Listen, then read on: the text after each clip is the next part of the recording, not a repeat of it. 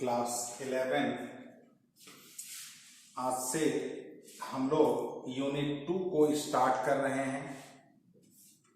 तो class 11 unit 2 आज का लेक्चर हो गया, स्टार्टिंग है। तो lecture number 1 Hindi plus English medium, date हो गया 28 नवंबर।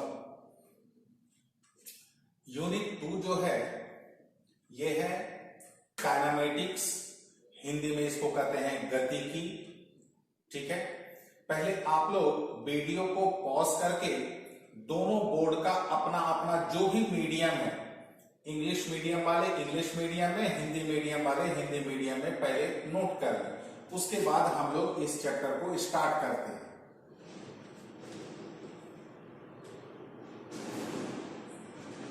तो उम्मीद है आप लोगों ने नोट कर लिया है। सबसे पहले what is kinematics? The branch of physics which deals about the motion of matters. The branch of physics which deals about the motion of matters is called kinematics. यानी हिंदी मीडियम में भौतिकी की वह शाखा जिसके अंतर्गत पदार्थों की गति का अध्ययन किया जाता है, गतिकी कहलाती है। ठीक है, यानी काइनेमेटिक्स जो है, kinematics is a particular branch of physics. Kinematics is a particular branch of physics. गतिकी भौतिकी की एक अलग शाखा है। इसमें हम लोग क्या पढ़ते हैं? मोशन ऑफ मैटर्स, यानी पदार्थों की गति का अध्ययन करते हैं। ठीक है, मैकेनिकल स्टेट्स ऑफ मैटर, पदार्थों की यांत्रिक अवस्थाएं। ऐसे आप लोग सभी विद्यार्थियों को पता है, there are 2 mechanical states of matter, यानी पदार्थों की यांत्रिक अवस्थाएं 2 होती है। एक का नाम है रेस्ट यानी विराम, दूसरे का नाम है मोशन यानी गति। तो these 2 states, rest and motion, are called mechanical states of matters। यानी विराम और गति को हम लोग पदार्थों की यांत्रिक अवस्थाएं कहते हैं। रेस्ट किसको कहेंगे? In this state, position of matters not changes with respect to time। यानी टाइम के रेस्पेक्ट में अगर किसी भी मैटर, किसी भी ऑब्जेक्ट, किसी भी बॉडी का पोजीशन नहीं बदले तो हम लोग उसके मैकेनिकल स्टेट को कहते हैं इन रेस्ट, विराम। इस अवस्था में समय के सापेक्ष पदार्थों का स्थान परिवर्तित नहीं होती। अब रही बात मोशन, मेन यह जो चैप्टर है यह इसी मैकेनिकल स्टेट, इसी यांत्रिक अवस्था से रिलेटेड है। Motion, in this state position of matters changes with respect to time and a fixed point. यानी टाइम और फिक्स्ड पॉइंट के रेस्पेक्ट में अगर किसी भी मैटर का, किसी भी ऑब्जेक्ट का, किसी भी बॉडी का पोजीशन चेंज हो तो हम लोग उसके मैकेनिकल स्टेट को कहते हैं मोशन यानी गति।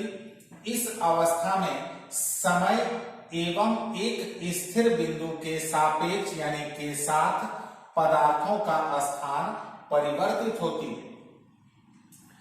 टाइप्स ऑफ मोशन, यानी गति के अलग अलग मुख्य रूप से 5 टाइप यानी 5 प्रकार होते हैं। लीनियर मोशन, जिसको रेक्टिलिनियर मोशन भी कहते हैं, रैखिक गति या इसको हिंदी में सरल रैखिक गति भी कहते हैं। नंबर 2 इज प्रोजेक्टाइल मोशन, प्रक्षेप्य गति। नंबर 3 इज सर्कुलर मोशन यानी वृत्तीय गति। नंबर 4 इज रोटेशनल मोशन यानी घूर्णन गति। And number 5 is oscillatory motion यानी दोलन गति। तो मैं यहां पर आप लोगों को एक बात क्लियर कर दूं, these 5 types of motion are main types of motion। यानी यह जो 5 प्रकार हैं यह गति के मुख्य प्रकार हैं। और खास बात यह है, इस चैप्टर में हम लोगों को नंबर 1, नंबर 2 और नंबर 3 तीनों मोशन को हम लोगों को इस चैप्टर में पढ़ना है। आगे के चैप्टर में क्लास 11 के ही सिलेबस के आगे के चैप्टर में रोटेशनल मोशन यानी घूर्णन गति और ऑक्सिलेटरी मोशन यानी दोलन गति की बारी आ जाएगी। यानी यह जो मेन टाइप है मोशन के, गति के जो मुख्य प्रकार हैं, इन प्रकारों को, इन टाइप्स को हम लोगों को क्लास 11 के सिलेबस में ही पढ़ लेना है। आइए अब बारी आती है क्लासिफिकेशंस ऑफ मोशन यानी गति का वर्गीकरण। आप लोग पहले ध्यान दें, यहां पर टाइप्स ऑफ मोशन है और वहां क्लासिफिकेशंस ऑफ मोशन यानी गति का वर्गीकरण। क्लासिफिकेशंस ऑफ मोशन 3 तरीके से होता है, 1 dimensional motion, 2 dimensional motion and 3 dimensional motion. एक विमीय गति, द्विविमीय गति और त्रिविमीय गति।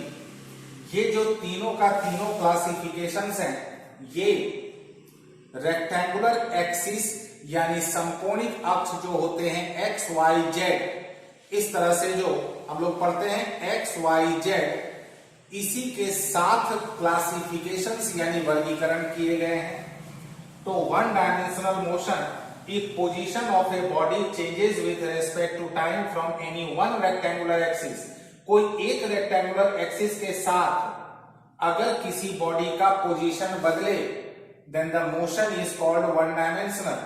यदि समय के सापेक्ष किसी पिंड के स्थान में परिवर्तन किसी एक समकोणिक अक्ष के साथ होती हो तो पिंड की गति कहलाती है एक विमीय।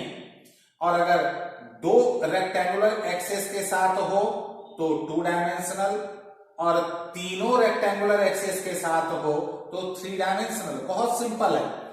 तो 2 dimensional motion, if position of a body changes with respect to time from any 2 rectangular axes, then the motion is called 2 dimensional। द्विविमीय गति, यदि समय के सापेक्ष किसी पिंड के स्थान में परिवर्तन किन्हीं 2 समकोणिक अक्षों के साथ होती हो तो पिंड की गति द्विविमीय कहलाती है। And if position of a body changes with respect to time from all 3 rectangular axes, then the motion is called 3 dimensional। त्रिविमीय गति, यदि समय के सापेक्ष किसी पिंड के स्थान में परिवर्तन प्रत्येक समकोणिक अक्षों के साथ होती हो तो पिंड की गति कहलाती है त्रिविमीय। आइए हम लोग गति को आगे बढ़ाते हैं।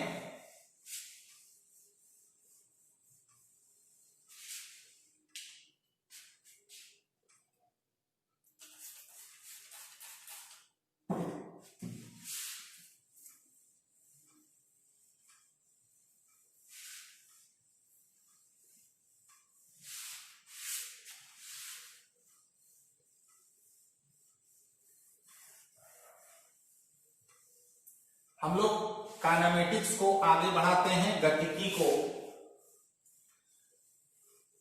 मोशन जो है इसके 2 फॉर्म होते हैं।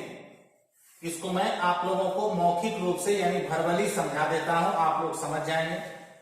There are 2 forms of motion, uniform and non uniform. अगर इक्वल टाइम में इक्वल पोजीशन चेंज हो, अगर इक्वल टाइम में इक्वल पोजीशन चेंज हो तो कहते हैं मोशन यूनिफॉर्म यानी समरूप। यानी अगर समय के साथ समान समय अंतराल में स्थान का परिवर्तन अगर समान होती हो तो हम लोग गति को कहते हैं समरूप। और अगर समय के साथ यानी समान समय अंतराल में स्थान का परिवर्तन भिन्न भिन्न होती हो तो गति को कहा जाता है असमरूप यानी नॉन यूनिफॉर्म। तो मोशन के 2 फॉर्मेट होते हैं, 2 फॉर्म होते हैं। एक कहलाता है यूनिफॉर्म और दूसरा कहलाता है नॉन यूनिफॉर्म। समरूप और असमरूप फिर से मैं बोर्ड मिटाते मिटाते बतला दूं आप लोगों को कि अगर इक्वल टाइम इंटरवल में पोजीशन इक्वल चेंज हो तो मोशन कहलाता है यूनिफॉर्म, समरूप। और अगर इक्वल टाइम इंटरवल में पोजीशन अलग अलग चेंज हो तो मोशन कहलाता है नॉन यूनिफॉर्म। ठीक है, हम लोगों का जो सिलेबस स्टार्ट होता है वो होता है वन डायमेंशनल मोशन, यानी एक विमीय गति। एक विमीय गति से मोशन स्टार्ट होता है।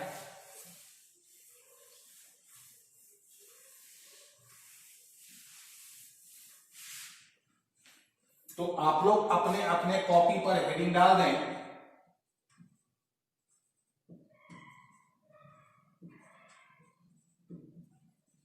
One dimensional motion,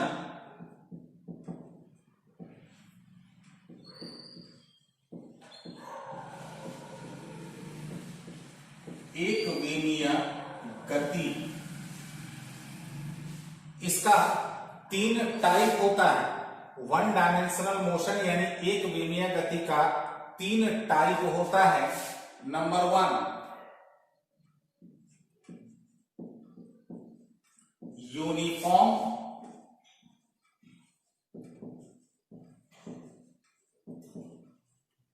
one dimensional motion यानी समरूप एक विमीय गति। इसमें एक्सेलरेशन यानी त्वरण की गुंजाइश नहीं होती है। इसमें सिंपल फॉर्मूला होता है speed equals to distance covered by time taken, यानी चाल बराबर होता है तय की गई दूरी बटा लिया गया समय।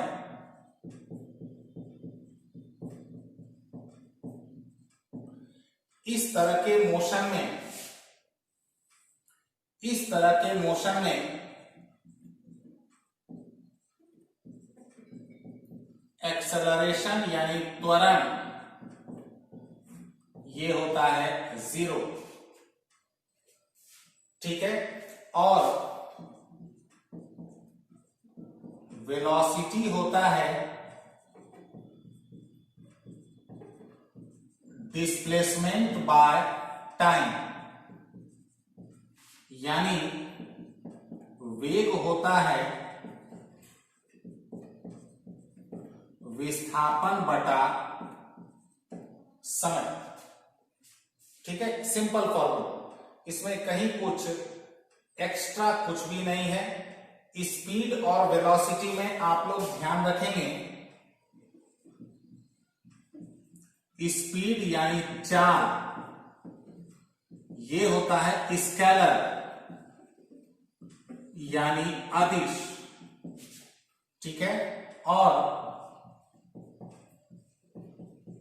वेलोसिटी यानी वेग ये होता है वेक्टर यानी सदिश। दोनों का एसआई यूनिट सेम होता है। SI unit of speed and velocity यानी चाल एवं वेग का एसआई मात्रक ये आप लोग सबको पता है मीटर पर सेकेंड, और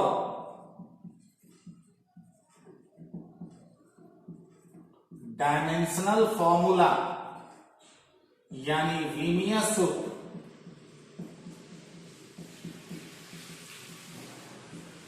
L T to the power -1।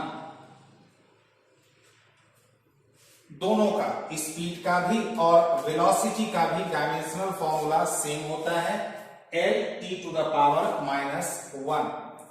Speed यानी चाल स्केलर यानी अदिश होता है, वेलोसिटी यानी वेग वेक्टर सदिश होता है। ठीक है, इस तरह की गति के बारे में कुछ भी कोई खास पढ़ने के लिए कुछ नहीं होता है। Uniform one dimensional motion. Main आता है नंबर 2,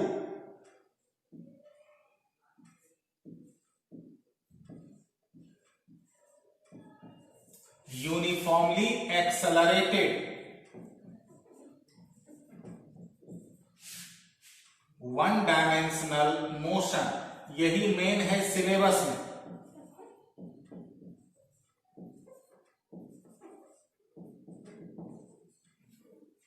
यानी समरूप त्वरित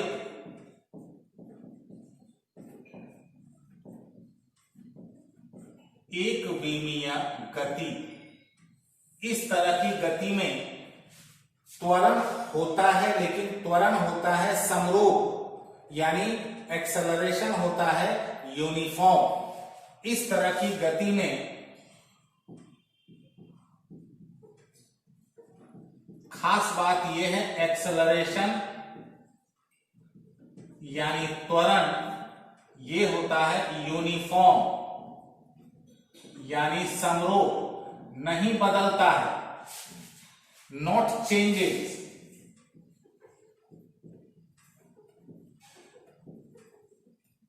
अपरिवर्तित त्वरण जो है अपरिवर्तित यानी एक्सेलरेशन नॉट चेंजेस। एक तो ये खास बात हो गई। जहां तक सवाल है एक्सेलरेशन का, चूंकि इस तरह की गति में एक्सेलरेशन यानी त्वरण आ जाता है, भले वो नहीं बदलता है लेकिन त्वरण आ जाता है, तो एक्सेलरेशन से रिलेटेड कुछ बेसिक चीजों को हम लोग समझ लें। शॉर्ट में एक्सेलरेशन, इसका फॉर्मूला होता है change in velocity divided by time of change. यानी त्वरण बराबर होता है वेग में परिवर्तन बटे परिवर्तन का समय। ठीक है, इसका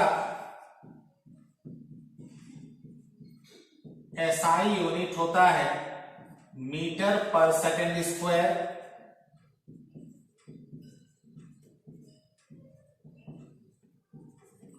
डायमेंशनल फॉर्मूला